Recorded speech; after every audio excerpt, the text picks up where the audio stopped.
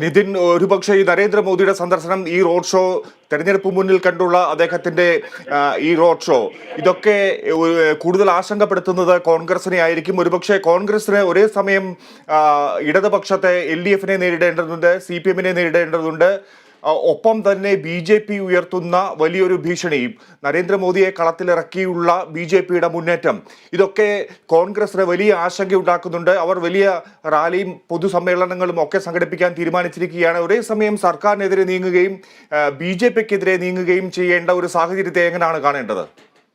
തീർച്ചയായും ഫിജി സൂചിപ്പിച്ചതുപോലെ തന്നെ കോൺഗ്രസിനെ സംബന്ധിച്ചിടത്തോളം നരേന്ദ്രമോദിയുടെ കേരളത്തിലേക്കുള്ള വരവ് വലിയ ആശങ്ക സൃഷ്ടിക്കുന്നു എന്ന കാര്യത്തിൽ ഒരു തർക്കവുമില്ല. പ്രത്യേകിച്ച് ഒരേ സമയത്ത് അവർക്ക് ഇടതുമുന്നണിയെ നേരിടണം, BJP-യുടെ വെല്ലുവിളിയെ കൂടി നേരിടണം എന്നൊരു സാഹചര്യത്തിലാണ് കോൺഗ്രസ് ഇപ്പോൾ കടന്നുപോയിക്കൊണ്ടിരിക്കുന്നത്. നരേന്ദ്രമോദി തൃശൂരിൽ സംസാരിച്ചതിന് ബദലായി കോൺഗ്രസിന്റെ ദേശീയ അധ്യക്ഷൻ മല്ലികാർജുൻ ഖാർഗെയെ പങ്കെടുപ്പിച്ചുകൊണ്ട് 1 ലക്ഷം ആളുകൾ പങ്കെടുക്കുന്ന, കോൺഗ്രസിന്റെ ബൂത്ത് ഭാരവാഹികൾ പങ്കെടുക്കുന്ന ഒരു വലിയ പരിപാടി ഫെബ്രുവരി 4-ന് തൃശൂരിൽ കോൺഗ്രസ് പ്രഖ്യാപിച്ചിട്ടുണ്ട്.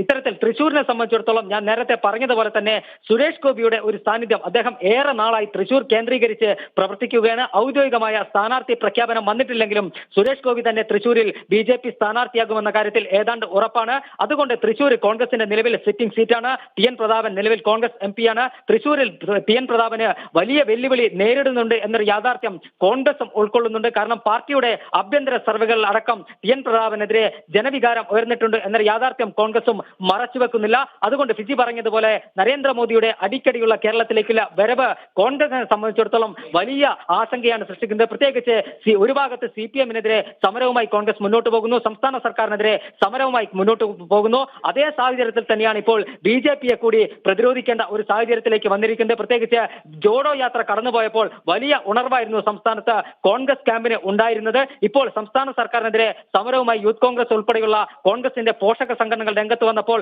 അത് വലിയൊരു മൈലേജ് പാർട്ടിക്ക് ഉണ്ടാക്കുമെന്നൊരു പ്രതീക്ഷ കോൺഗ്രസ് നേതൃത്വം പങ്കുവെക്കുന്നുണ്ട്. ആ ഒരു സാഹചര്യത്തിലാണ് ഒരു കാലത്ത് ഇടതുമുന്നണിയും വലതുമുന്നണിയും നേർക്കുനേരായിരുന്നു സംസ്ഥാനത്ത് ഏറ്റുമുട്ടാറെങ്കിൽ ആ ഒരു സ്പേസിലേക്ക്, അല്ലെങ്കിൽ വലതു മുന്നണികൾക്ക് ബദലായി തങ്ങളുണ്ട് എന്നൊരു പ്രഖ്യാപനം ഉയർത്തിപ്പിടിച്ചുകൊണ്ടാണ് BJP ഈ ലോക്സഭാ തെരഞ്ഞെടുപ്പിനെ കാണുന്നത്. ഈ ലോക്സഭാ തെരഞ്ഞെടുപ്പിൽ പരമാവധി സീറ്റുകൾ കേരളത്തിൽ നേടുക. നേരത്തെ BJP ഉയർത്തിപ്പിടിച്ച പ്രധാന മുദ്രാവാക്യം കോൺഗ്രസ് മുക്ത ഭാരതം എന്ന് തന്നെയായിരുന്നു. ആ കോൺഗ്രസ് മുക്ത ഭാരതത്തിന്റെ ഒരു ചുവട് പിടിച്ചുകൊണ്ട് കേരളത്തിൽ നിന്ന് കോൺഗ്രസിന് ലഭിക്കാവുന്ന പരമാവധി സീറ്റുകൾ കുറയ്ക്കുക എന്നൊരു അജണ്ട കൂടി BJP-ക്കുണ്ട്. ആ BJP സംസ്ഥാന അധ്യക്ഷൻ K. സുരേന്ദ്രൻ തന്നെ ഇക്കാര്യം പരസ്യമായി പല വേദികളിൽ കഴിഞ്ഞ ദിവസം നടന്ന NDA യോഗത്തിലടക്കം K. സുരേന്ദ്രൻ പറഞ്ഞ കാര്യമാണ്. കാരണം ഇടതുമുന്നണി തങ്ങൾക്ക് ഒരു എതിരാളിയല്ല, കോൺഗ്രസിന്റെ സീറ്റുകൾ പരമാവധി കുറയ്ക്കുക എന്ന് തന്നെയാണ് BJP-യുടെയും NDA-യുടെയും പ്രധാന ലക്ഷ്യം. അതിനുവേണ്ടിയുള്ള പ്രവർത്തനങ്ങൾ തന്നെയാണ് തങ്ങൾ മുന്നോട്ട് കൊണ്ടുപോവുക. രാജ്യത്തെ പ്രധാന പ്രതിപക്ഷ പാർട്ടി കോൺഗ്രസ് ആണ്. അതുകൊണ്ട് കോൺഗ്രസിന്റെ സീറ്റുകൾ കുറയ്ക്കുക എന്ന ലക്ഷ്യം തന്നെയാണ് BJP നേതൃത്വത്തിനുള്ളതെന്ന് അവരുടെ സംസ്ഥാന അധ്യക്ഷൻ തന്നെ നിരന്തരം പ്രഖ്യാപിക്കാറുണ്ട്. അതിന്റെ ഫലമായി നിലവിൽ BJP ഏറെ പ്രതീക്ഷ വെച്ച് പുലർത്തുന്ന 2 ലോക്സഭാ മണ്ഡലങ്ങൾ, അത് തിരുവനന്തപുരമായാലും തൃശൂരായാലും കോൺഗ്രസിന്റെ സിറ്റിംഗ് സീറ്റുകളാണ്. ഈ 2 മണ്ഡലങ്ങളിലും BJP-യുടെ A+ മണ്ഡലങ്ങളാണ്. ഈ A+ മണ്ഡലങ്ങൾക്കകത്ത് നരേന്ദ്രമോദിയെ പോലുള്ള ദേശീയ നേതാക്കന്മാരെ അടിക്കടി രംഗത്തിറക്കി പ്രചരണ പ്രവർത്തനങ്ങൾ നടത്തുകയും BJP-യുടെ സംഘടനാ സംവിധാനം കൃത്യമായി മുന്നോട്ട് കൊണ്ടുപോവുകയും സ്ഥാനാർത്ഥി നിർണയത്തിൽ ഒരു തർക്കങ്ങളുമില്ലാതെ സ്ഥാനാർത്ഥി നിർണയം പൂർത്തീകരിച്ച് ആ സ്ഥാനാർത്ഥിയുടെ ഒരു ജനസ്വാധീനം കൂടി വോട്ടായി മാറുകയാണെങ്കിൽ ഈ 2 മണ്ഡലങ്ങൾക്കകത്തും വിജയിക്കാമെന്നൊരു പ്രതീക്ഷയാണ് BJP ക്യാമ്പ് പങ്കുവെക്കുന്നത്. കൃത്യമായ നിർദ്ദേശം ദേശീയ നേതൃത്വം നൽകുന്നുണ്ട്. കേരളത്തിൽ നിന്ന് ഒരു സീറ്റെങ്കിലും നേടണമെന്ന നിർദ്ദേശം സംസ്ഥാന നേതൃത്വത്തിന് ദേശീയ നേതൃത്വം നൽകിയിട്ടുണ്ട്.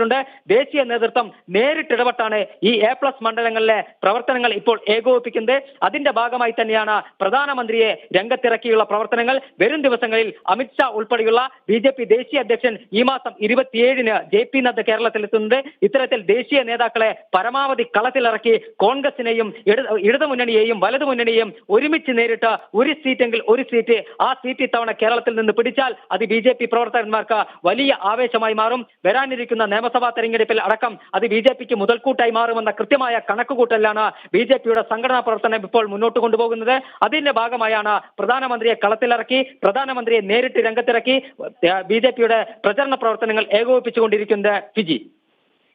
നിതിൻ, നമുക്കറിയാം കേരളത്തിൽ BJPക്ക് ഒരു ചലനമുണ്ടാക്കാൻ കഴിഞ്ഞിട്ടില്ല. തെരഞ്ഞെടുപ്പുകളിൽ പ്രത്യേകിച്ചൊരു സീറ്റ് പോലും നേടാൻ കഴിയാത്ത ഒരു സാഹചര്യമാണ് കഴിഞ്ഞ കാലങ്ങളിൽ ഉണ്ടായിരിക്കുന്നത്. അതിനെ മറികടക്കുക, ആ ഒരു ആ, ആ, സ്ഥിതിവിശേഷം മറികടക്കുക എന്നുള്ള ലക്ഷ്യമാണ് ഇത്തവണ BJP ലക്ഷ്യമിടുന്നത്. എന്തായാലും BJPക്കുള്ളിലെ സംസ്ഥാനത്തെ BJPക്കുള്ളിലെ പ്രശ്നങ്ങൾ, നേതാക്കൾക്കിടയിലെ പഠനപ്പിണക്കങ്ങൾ ഒക്കെ BJPക്ക് ദോഷം ചെയ്യാറുണ്ട്. പ്രത്യേകിച്ച് തെരഞ്ഞെടുപ്പിൽ ഇത് വലിയ ദോഷമായി അവർക്ക് ഭവിക്കാറുണ്ട്. ഒപ്പം വർഗീയ നിറം ഒക്കെ, വർഗീയ കാർഡൊക്കെ ഏറ്റെടുക്കാൻ മലയാളികൾ തയ്യാറാകുന്നില്ല എന്നുള്ളത് വളരെ പ്രധാനപ്പെട്ട ഒരു കാര്യമാണ്. അതിനിടയിലാണ് ഇപ്പോൾ നരേന്ദ്രമോദിയെ തന്നെ വലിയൊരു ബിംബമായി കേരളത്തിൽ പ്രതിഷ്ഠിക്കാനുള്ള BJPയുടെ നീക്കം. ഇതൊക്കെ BJPയുടെ സംഘടനാ പ്രവർത്തനങ്ങൾക്ക്, BJPയുടെ നേതാക്കൾക്ക്, അണികൾക്കൊക്കെ എത്രമാത്രം ആവേശം പകരുന്നതാണ്?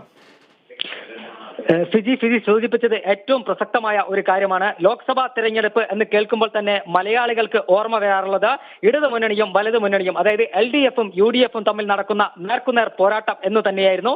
എന്നാൽ കഴിഞ്ഞ ലോക്സഭാ തെരഞ്ഞെടുപ്പും അതിനു മുമ്പുള്ള 2014 തെരഞ്ഞെടുപ്പിലും 19 തെരഞ്ഞെടുപ്പിലുമാണ് BJP ഒരു നിർണായക ശക്തിയായി ചില മണ്ഡലങ്ങളിൽ ഉയർന്നു വന്നത്.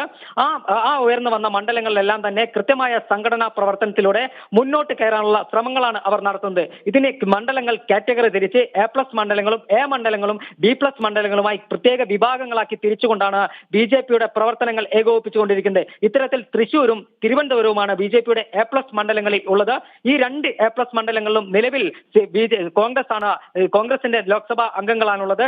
ഈ രണ്ട് മണ്ഡലങ്ങളിലും കൃത്യമായ പ്രവർത്തനങ്ങളിലൂടെ BJPക്ക് കൃത്യമായ സംഘടനാ സംവിധാനങ്ങൾ ഈ രണ്ട് മണ്ഡലങ്ങളിലും ഉണ്ട്. BJPയുടെ സംഘടനാ സംവിധാനം മുന്നോട്ട് പോവുകയും സ്ഥാനാർത്ഥി നിർണയത്തിൽ അടക്കം കൃത്യമായ ഒരു മാനദണ്ഡത്തോടുകൂടി തൃശൂരിൽ സുരേഷ് ഗോപിയാണെന്ന കാര്യത്തിൽ ഏകദേശം ഉറപ്പായി കഴിഞ്ഞു. ആ സ്ഥാനാർത്ഥി നിർണയം കൂടി പൂർത്തീകരിച്ചു കഴിഞ്ഞ സ്ഥാനാർത്ഥിയുടെ ഒരു താര സാന്നിധ്യം അല്ലെങ്കിൽ ഒരു താരമൂല്യം കൂടി വോട്ടായി മാറുമ്പോൾ ഇവിടെ ജയിക്കാമെന്നൊരു പ്രതീക്ഷ BJP പങ്കുവെക്കുന്നുണ്ട്. മറ്റൊരു പ്രധാനപ്പെട്ട കാര്യം ഫിജി പറഞ്ഞത് തന്നെയാണ്. BJP സംസ്ഥാന നേതൃത്വത്തിനകത്തുള്ള ചേരിപ്പോരും പടലപ്പിണക്കങ്ങളും പരസ്യമായ രഹസ്യമാണ്. കാരണം സംസ്ഥാന അധ്യക്ഷൻ K. സുരേന്ദ്രനെതിരെ ഒരു വിഭാഗം ഇപ്പോൾ തന്നെ പരസ്യമായി രംഗത്തുണ്ട്. പക്ഷേ ഇതിനെയെല്ലാം തന്നെ മറികടക്കാൻ RSS നേതൃത്വം നേരിട്ടാണ് ഈ തെരഞ്ഞെടുപ്പ് പ്രചരണ പ്രവർത്തനങ്ങൾ ഏകോപിപ്പിക്കുന്നത്.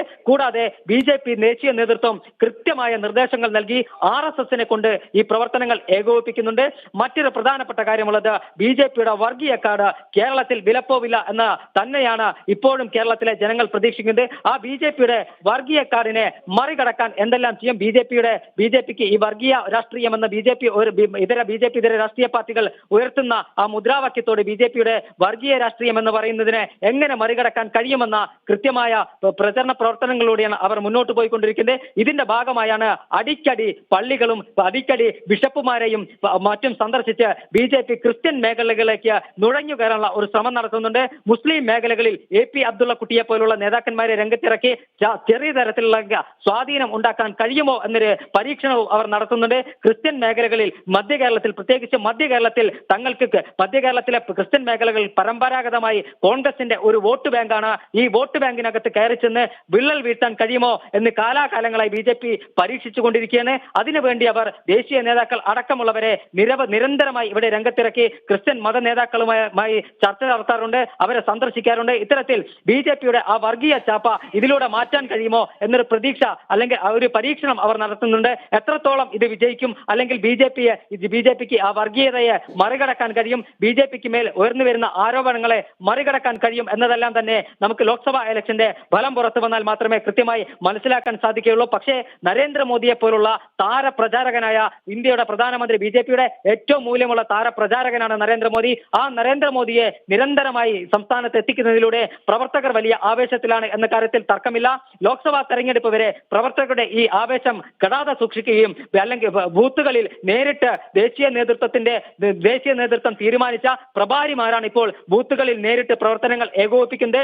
ഇത്തരത്തിൽ ദേശീയ നേതാക്കന്മാർ നിരന്തരം കേരളത്തിലെത്തുന്നതിലൂടെ പ്രവർത്തകരുടെ ആവേശം കെടാതെ നിൽക്കുകയും ഈ ഇത്തരം സ്ഥാനാർത്ഥികൾ സ്ഥാനാർത്ഥികളെ, സുരേഷ് ഗോപി പോലുള്ള സ്ഥാനാർത്ഥികളെ മണ്ഡലത്തിൽ രംഗത്തിറക്കുന്നതിലൂടെ അവരുടെ വ്യക്തിപരമായ വോട്ടുകൾ കൂടി കിട്ടുമ്പോൾ തങ്ങൾക്ക് ജയിച്ചു കയറാൻ കഴിയും എന്നൊരു പ്രതീക്ഷയാണ് BJP ക്യാമ്പിനുള്ളത്. അതിനുവേണ്ടിയുള്ള പ്രവർത്തനങ്ങൾ തന്നെയാണ് ഇവർ ഇവിടെ നടത്തിക്കൊണ്ടിരിക്കുന്നതും. അതുകൂടാതെ മതമേലധ്യക്ഷന്മാരുമായി നിരവധി തവണ BJP നേതൃത്വം ചർച്ച നടത്തുന്നുണ്ട്. ഇത്തരത്തിൽ ഏതെങ്കിലും രൂപത്തിൽ തങ്ങൾക്കത് അനുകൂലമായി മാറുമോ അല്ലെങ്കിൽ അനുകൂലമാക്കി മാറ്റാൻ കഴിയുമോ എന്നൊരു പരീക്ഷണം കൂടി BJP നടത്തുന്നുണ്ട്. ഇതിന്റെ എല്ലാം തന്നെ റിസൾട്ട് നമുക്ക് ലഭ്യമാകണമെങ്കിൽ ലോക്സഭാ തെരഞ്ഞെടുപ്പിന്റെ ഫലം പുറത്തു വരണം. പക്ഷേ നരേന്ദ്രമോദി ഇന്ന് കേരളത്തിൽ എത്തുമ്പോൾ നമുക്ക് കാണാൻ കഴിയുന്നത് കൊച്ചിയിലെ റോഡ് ഷോ BJPയെ സംബന്ധിച്ചിടത്തോളം ഒരു വലിയ പരിപാടിയായി മാറിയിരിക്കുന്നു. റോഡിന് ഇരുവശത്തും BJPയുടെ പ്രവർത്തകന്മാർ, സ്ത്രീകളും കുട്ടികളും ഉൾപ്പെടെയുള്ള പ്രവർത്തകന്മാർ തിങ്ങി നിറഞ്ഞ് പുഷ്പവൃഷ്ടി നടത്തി പ്രധാനമന്ത്രിയെ സ്വീകരിക്കുന്ന ഒരു കാഴ്ച ഒരുപക്ഷെ BJP നേതൃത്വത്തെ, സംസ്ഥാന നേതൃത്വത്തിന്റെ